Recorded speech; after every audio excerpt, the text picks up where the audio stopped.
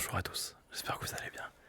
J'ai été très touché parce que j'ai vu pas mal de vos commentaires pendant mon absence. J'allais dire courte absence, pas si court en réalité. Il y a plein de raisons et on va revenir pendant la vidéo de pourquoi j'étais pas là. Mais comme vous l'avez vu, je suis pas tout seul. Je suis avec un copain. Il s'appelle Mohamed, Moha. Il fait aussi des vidéos sur internet, vous l'avez peut-être déjà vu. Et je l'ai pris en traquenard. Ce soir, il dort chez moi et je lui ai dit t'es là, faisons. On n'a rien d'autre à faire. Pour être franc, on a même essayé de faire de la musique ensemble juste avant. Ça s'est avéré être une expérience un peu désastreuse. Cependant, je pense que vous êtes content de me revoir. Je suis content de vous revoir aussi. Et comme les précédents formats qu'on a fait ensemble, ça va durer une petite demi-heure. Et on va juste échanger, discuter de la vie, de plein de choses. Et le fait de ramener des gens à chaque fois, c'est pertinent parce que chacun a une expérience différente. Donc on va directement commencer. Je l'ai interrompu juste avant parce qu'il m'a dit ouais, tu sais, moi, quand je fais des vidéos, je lui dis, tu me raconteras en vidéo. Donc là, je vais te laisser me dire ce que tu as envie de me raconter. Juste à titre d'info pour ceux qui nous découvrent et qui viennent sur la chaîne pour la première fois, déjà bienvenue. Ensuite, ceux qui sont habitués, n'hésitez pas à liker maintenant comme ça c'est fait, pour le retour, ça fait plaisir. Et donc, le ton de voix sera globalement, pour moi, en soft spoken ou en chuchotement, parfois je chuchoterai aussi, pour lui qu'en soft spoken. Il m'a dit qu'il était incapable de chuchoter. Donc ce sera maximum ce niveau-là et le niveau que lui va parler, mais vous inquiétez pas, vous serez pas pris en traître, il n'y aura pas un bruit inaudible ou quelque chose qui peut vous déranger. Ok? Je vous passe mon copain.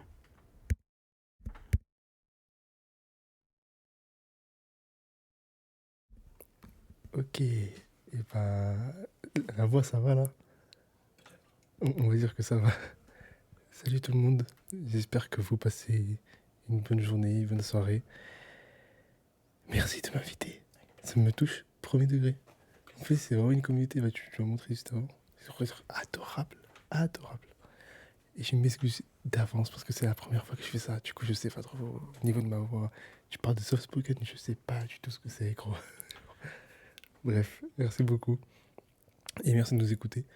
Du coup, qu'est-ce que je veux parler? Oui, de mes vidéos. En gros, avant de faire mes vidéos, je veux tellement respecter les personnes qui regardent mes vidéos que j'essaie de faire en sorte d'avoir la meilleure qualité visuelle et la meilleure qualité auditive. Voilà, c'est tout. C'est juste ça. Je te jure, c'était juste ça. Genre, juste par respect du fait qu'ils me regardent, qu'ils me truc. Parce qu'en gros, au début, on galérait pour la lumière et tout, pour mettre le contexte. Mais ouais, voilà quoi. La dernière fois que j'ai eu un invité qui était aussi créateur de contenu sur internet, c'était différent de toi, parce qu'il en vivait pas et c'était juste quelqu'un qui voulait devenir créateur. Toi, tu as une situation qui est particulière parce que tu en vis depuis quelques années maintenant. Est-ce que tu peux nous raconter la genèse? Comment tu as commencé? Qu'est-ce qui te plaît dans ça? Euh, à quel point ça change quand tu passes du moment où tu bosses beaucoup pour pas grand-chose au moment où en vrai tu arrives à payer ton loyer avec, tu vois? Genre, raconte-moi, parle-moi toi, je veux te connaître. C'est donc ça un traquenard. Ouais. Ok. Waouh, attends, parce que je suis pas habitué à parler de moi. Surtout devant autant de belles personnes. Ok. En gros, j'ai débuté les vidéos parce qu'on a un ami en commun, Yuri, Roy, pareil sur les réseaux, qui m'a dit: mec, tu devrais vraiment tenter sur les réseaux parce qu'au niveau des études, c'est mort. T'as pas d'avenir, il n'y a rien pour toi. Lance-toi sur les réseaux. Et je sais pas, j'ai suivi son conseil, j'ai brûlé mes cahiers. Vraiment. Genre le lendemain, Raconte l'anecdote. en gros, le lendemain, j'ai gambergé et je me suis dit pour pas avoir de retour en arrière et que j'allais me lancer à fond sur ça, je vais juste brûler mes cahiers et c'est fini.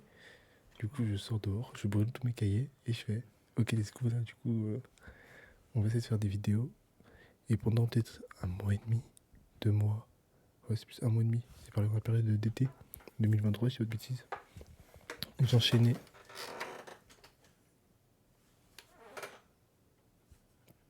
J'enchaînais intérim le soir, genre minuit jusqu'à 4h du matin. Je dormais un peu. Je faisais ensuite écriture de salle, écriture de vidéo, tournage, montage, intérim. Et en gros, j'ai fait ça pendant une semaine et demie, enfin pendant un mois et demi, tu vois. Et après, ça marchait assez vite. Genre, j'avais genre 100 000 abonnés, un truc comme ça. Bénef. Je partais pour, allez, peut-être, j'ai dit 3 ans d'intérim, et puis d'ici là, peut-être que ça va marcher. La bêta est arrivée si vite. La bêta est arrivée si vite et ça m'a si vite régalé que du coup, Explique pour les gens. Ok, en gros, pour vous expliquer la bêta, TikTok, c'est la monétisation, tout simplement. Je sais pas si vous en avez déjà entendu parler, il est extrêmement tard, je suis désolé. Je sais pas si vous en avez déjà entendu parler, mais je dirais que vers... je sais plus c'est quand la monétisation. Il y a 3 ans, je dirais. C'est ça, il y a à peu près 3 ans. Ouais, 2 ans et demi, 3 ans.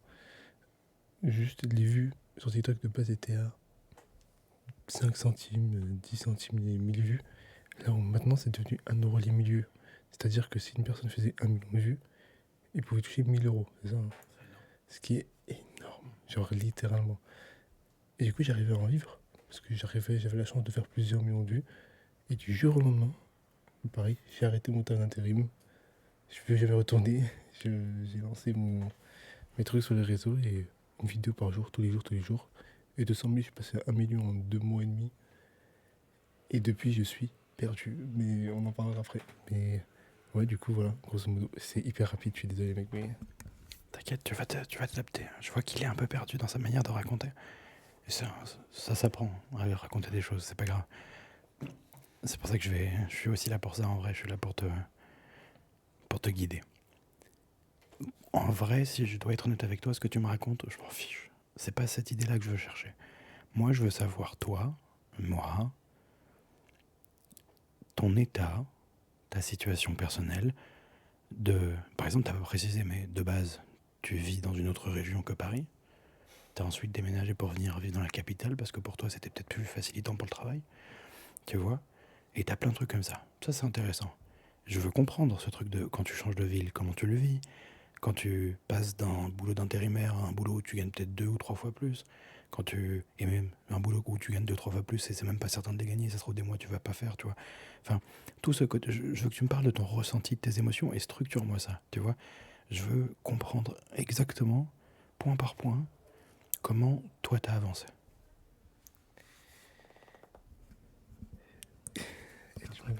ouais, c'est vraiment très clair. Ok.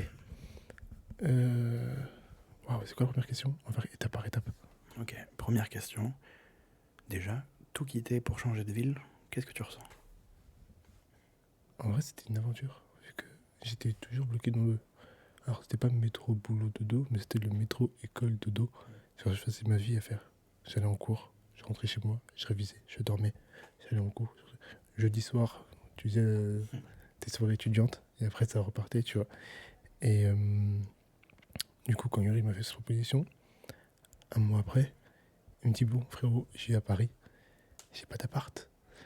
T'auras pas d'appart? On essaie de trouver un appart là-bas, et on y va en mode let's go, tu vois. Et j'ai pas, j'y vais. Je dis, vas-y, je te suis. Du coup, on va à Paris. Et moi, j'ai eu la chance de. Du coup, quand je suis monté à Paris, j'étais pas tout seul. J'étais avec une personne qui vivait exactement la même chose que moi. Et du coup, j'ai un ressenti totalement différent des autres créateurs ou d'autres personnes qui viennent sur Paris solo. Tu sais, ils prennent leur appart et puis let's go. Genre, moi, j'ai eu beaucoup de chance de ne pas être seul. Parce que même quand j'étais dans la galère, bon, on s'entraidait. Et puis lui, il avait réussi à avoir rapidement son appartement. Et un mois et demi après, j'avais déjà le mien. Donc, on a eu beaucoup de chance. Mais le plus galère, c'était pour l'appartement à Paris. Surtout quand tu es créateur de contenu, dans tout ce que tu fais en tant qu'auto-entrepreneur. C'est le fait de pouvoir être. Enfin, d'être avoir un bon dossier. C'est ça. C'est le fait d'avoir un bon dossier qui est très très galère. Tu me parles toujours d'administratif. Je m'en fous. Mais je sais pas de quoi tu as besoin.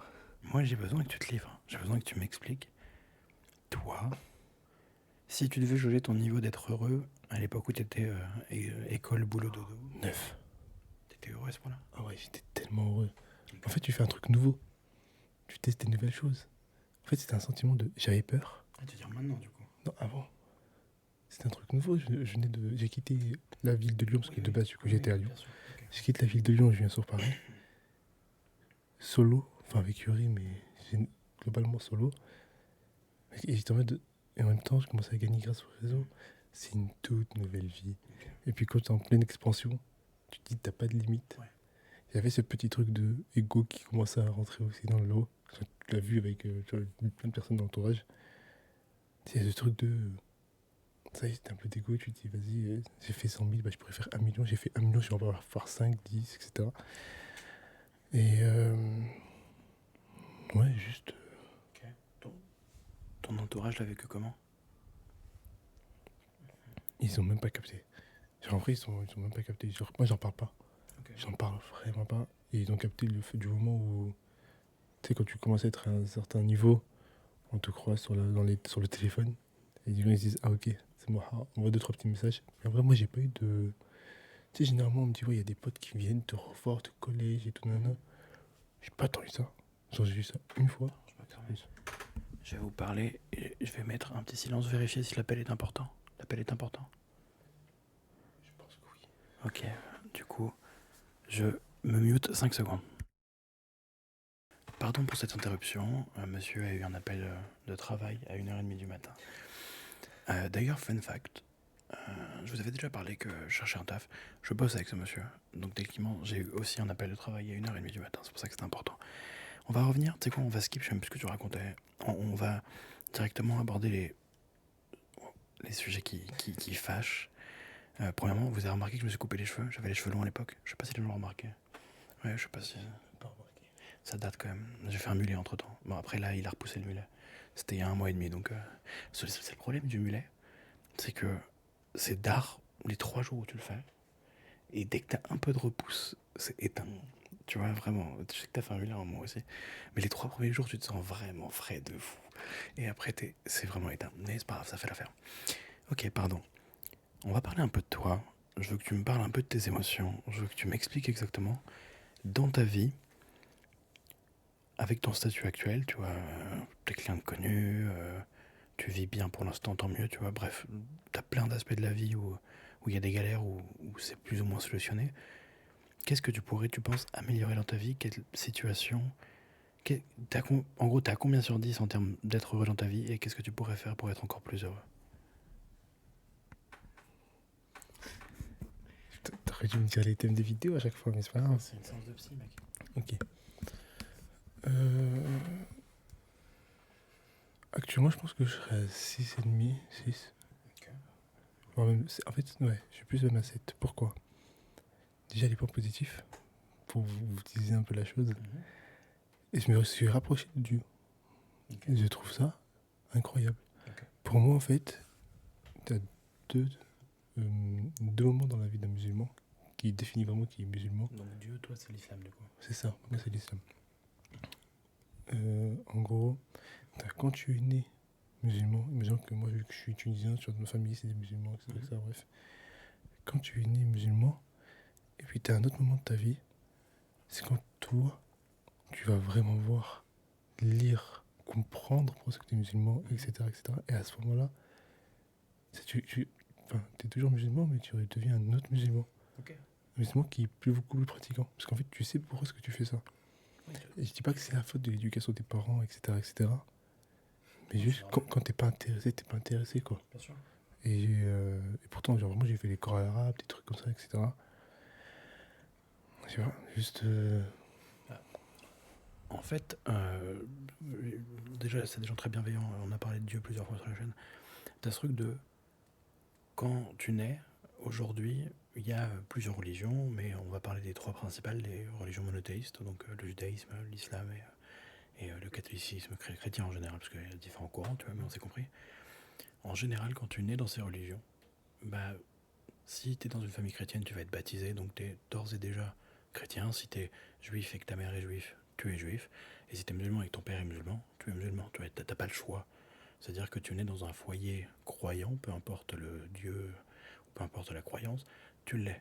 Mais en réalité, tu l'es parce que c'est comme ça, tu vois. Et donc là, tu es en train de vivre ce truc de... Tu te renseignes en réalité sur la foi qui t'a été inculquée et tu vois si elle te correspond. Et donc visiblement, toi, elle commence à te correspondre. C'est ça l'idée? Ouais, c'est ça. Grosso modo. Et puis en plus, je me suis même intéressé. Et j'ai lu d'autres livres, tu vois. Je me suis vraiment focalisé sur les livres pour le coup. Genre christianisme, islam et judaïsme, c'est ça. Et oui, du coup, c'est l'islam qui m'a plus convaincu. Ok. Donc voilà. Mais déjà, ça me rend beaucoup plus heureux, beaucoup plus apaisé, beaucoup plus en paix avec moi, tu vois. Genre vraiment, j'ai un sens à tout ce que je fais et je trouve ça vraiment cool. Il y a ça, mais du coup, ça m'a aussi procuré beaucoup de tristesse, ce choix. Parce que j'ai perdu une personne dans ma vie à cause de ça. D'accord. Ou, enfin, grâce ou à cause. Je sais pas trop comment définir ça, parce que du coup, à cause, c'est très péjoratif. T'as dû Mais faire des concessions. j'ai dû faire des concessions, exactement. Pour Ok. rester dans mes valeurs et mes principes, Mhm. etc. Et ça m'attriste énormément. Et du coup, je suis un peu mitigé. Mhm. Mais à chaque fois, je suis un peu dans le. Et je sais que c'est très mauvais. Je peux pas me plaindre. Genre, je vis d'un taf que je kiffe. Mhm. Je suis avec des personnes que je kiffe, comme toi. Euh, je vis, genre vraiment, je sais, j'en suis conscient que vraiment niveau argent et tout, c'est vraiment cool. Genre plein de trucs comme ça qui vraiment, je me dis, j'ai pas le droit d'être triste. Même si en soi, t'es humain, tu peux être triste. Genre, t'as le droit d'être triste. Mais bon, juste, tu vois, j'essaie de Ok. faire tout ça, quoi. Et, euh, et du coup, voilà, grosso modo, mon humeur. Ok. Actuellement, je suis très pensif. Mais voilà. Alors, probablement, t'as le droit d'être triste. Tout le monde a le droit d'être triste. Ce que j'explique ici à chaque fois, faut savoir que, parce que tu me connais pas et tu connais pas trop ma chaîne ASMR, mais souvent je lance un sujet quelconque ou peu importe des idées et juste on divague avec les gens, ouais, il y a un moustique. Ça arrive souvent aussi quand je tourne. Et donc, j'en ai déjà parlé de ce truc de.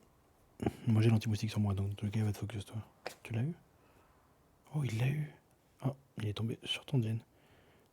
Tu vas l'attraper pour le montrer aux gens, c'est ça? Il est à moitié vivant là. C'est un peu dégueulasse. Je sais pas si on le voit. Oh, tu fais la youtubeuse ouatée? Oui, je pense qu'on le voit. Oui, tout le monde le voit, on le voit. Ok. Ce que je disais, il est clairement en train d'agoniser. Non, non, fais pas de ta bêtise. Bon, bref. Ce que j'expliquais aux gens, c'est que on n'est pas tous égaux. On aimerait.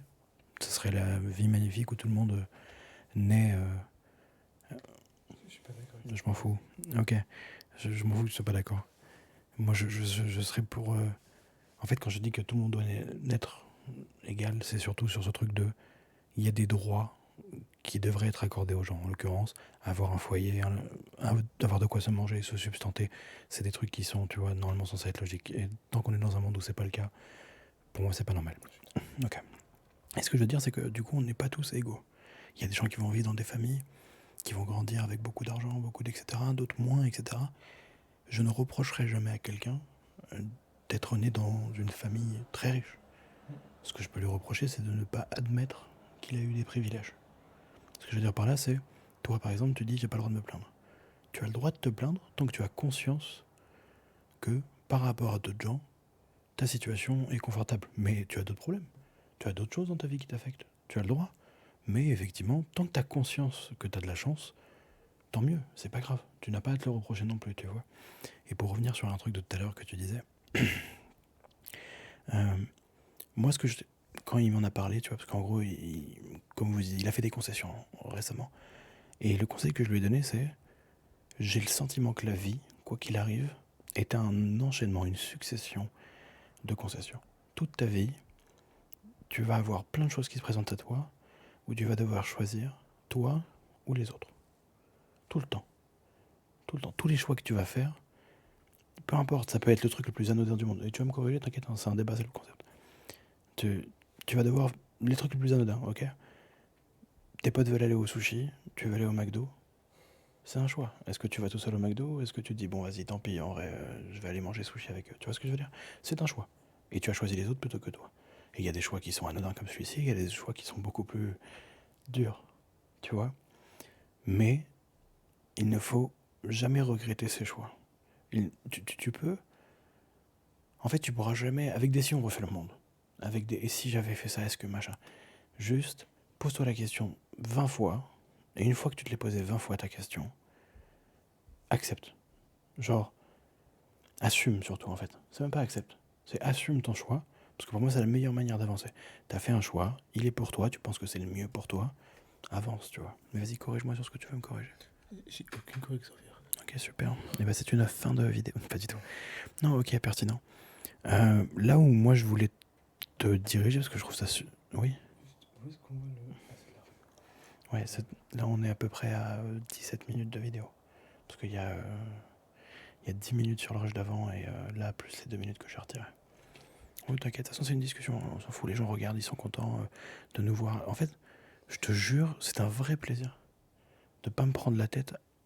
Je pense que les gens s'en rendent pas compte, mais quand tu es un créateur de contenu, tu as ce truc de tout le temps, tu dois réfléchir à comment je maximise l'attention des gens, comment je machin. Et je sais que la chance que j'ai de vous avoir, vous, c'est que je m'en tamponne. Juste, je sais que je raconte ma vie, je discute avec vous, je prends vos avis, je vous relis. Et juste, là, pour moi, c'est juste un journal secret, genre. Et c'est trop bien, mec.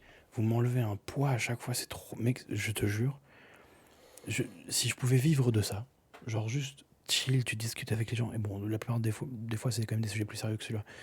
Non pas que ta vie n'est pas sérieuse, hein, mais c'est juste que là, on divague, on a tué un moustique, tu vois. Genre, en général, on est plus concentré. Mais c'est trop bien, mec. Bah, tu sais quoi, regarde, parle-moi, toi. Est-ce que tu ressens une pression du fait de perdre ton taf? Pas une pression en tant que créateur, parce que ça, on l'a vu trop aborder, le truc de oh, je suis trop connu. Bon, moi, ça me fatigue un peu, mais c'est personnel. Et surtout que t'es pas si connu que ça. Je veux dire, bon, on prend le métro, on vit normal, on nous reconnaît une fois de temps en temps et c'est cool, tu vois. Mais c'est ce truc de ton taf n'a aucune certitude. Tout peut s'arrêter demain, tu vois. Et encore là, ça va, c'est différent parce que toi et moi, on bosse dans un truc différent qui est un peu plus stable, tu vois. Ou en tout cas, c'est pas notre image à nous qu'on vend, c'est ça la différence. Mais grosso modo, t'as ce truc de. Est-ce que des fois dans ta vie, t'as eu ce step où tu t'es dit putain, merde, comment je fais, tu vois? En vrai, j'ai jamais eu ce step. Je l'ai jamais eu, mais je me suis pris de plein fouet, tu vois. J'ai jamais dit, ouais, ça va s'arrêter, etc. J'étais dans de le nier vraiment. J'étais niais de ouf. Et puis, au bout de 1 an et demi, alors c'est très long à expliquer, mais grosso modo, je me suis mis à stagner sur les réseaux parce que je faisais plus des trucs qui me plaisaient. Donc, juste, c'était devenu générique, vif pour les stats, ce que tu disais tout à l'heure. Pour moi, c'est une chance incroyable de pouvoir vivre des réseaux sans se soucier des stats. Ouais. Genre, c'est un step encore au-dessus, tu vois. C'est pas mon cas. Hein, mais... Oui. Genre, là, je te parle des McFly et Carito, c'est l'exemple parfait. C'est vrai. Ils s'en fichent littéralement et ils savent que ça va marcher à chaque fois. Et je trouve ça trop bien. Tu sais que leur studio est à 200 mètres. Je trouve ça incroyable. Genre, j'aimerais le réflexe de waouh, ça fait déjà 21 minutes, mais on a parlé que de ça et de ça et de ça. Peut-être avec le cut, ça va se passer comme ça. Je sais que tu feras aucun cut. Genre, moi, mon cerveau ne fait que tourner. Et c'est trop bien de faire ça. Ouais. Tu sais que je kiffe, premier degré. Il va y avoir un moi ASMR qui va apparaître. Non, mais on en parlera, mais. Enfin, un peu de moi ASMR, mais t'as compris. Mais du coup, je sais plus ce que j'ai divagué, parce que je me dis divaguer, mais je sais plus c'est quoi la raison de base. Ok, bon, bah on va générer un dernier sujet. Est-ce que t'as peur de mourir, mec? Maintenant. Attends, tu vas me répondre. Est-ce que t'as peur de mourir? C'est quoi pour toi la mort? Est-ce que tu penses qu'elle est nécessaire? Est-ce que tu penses qu'on vivrait plus heureux si on était immortel? Est-ce que... Parle-moi de ça, mec. Est-ce que j'ai peur de la mort? Avant, j'avais super peur de la mort. Carrément, j'avais peur de la mort au point de ne pas prendre l'avion. Ok. Alors que l'avion, en soi, c'est le moyen le plus sûr. Hein. Les gars, il n'y a aucune raison d'avoir peur de la mort. Mais... Enfin, de l'avion. Ouais. Mais... oui, du coup, j'avais ce truc j'avais extrêmement peur de la mort. Et justement, récemment, avec la religion, etc., bah, j'ai plus peur du tout. Genre, je me dis au pire, je sais qu'il y en a après. Je sais que dans l'après de mes croyances à moi, ça va bien se passer. Et que pour mon entourage, j'espère aussi que ça va bien se passer. Mais la croix vivante. Dans mon entourage, j'espère que ça va bien se passer. Et du coup, voilà. Ces questions très dures, mais... Je te sens fatigué. Je te sens ailleurs. Les copains, c'est un plaisir de vous revoir. J'espère que le plaisir est partagé. Écoutez, il est 1h34 du matin. Je poste la vidéo à 2h. Voilà, vous avez l'info. Si vous voyez, sachez que la conversation qu'on a eue là, si vous voyez la vidéo pile quand elle sort, on l'a eue il y a une demi-heure avant que vous la voyez. Et merci Mohamed d'avoir accompagné. Et je te laisse leur faire un dernier bisou.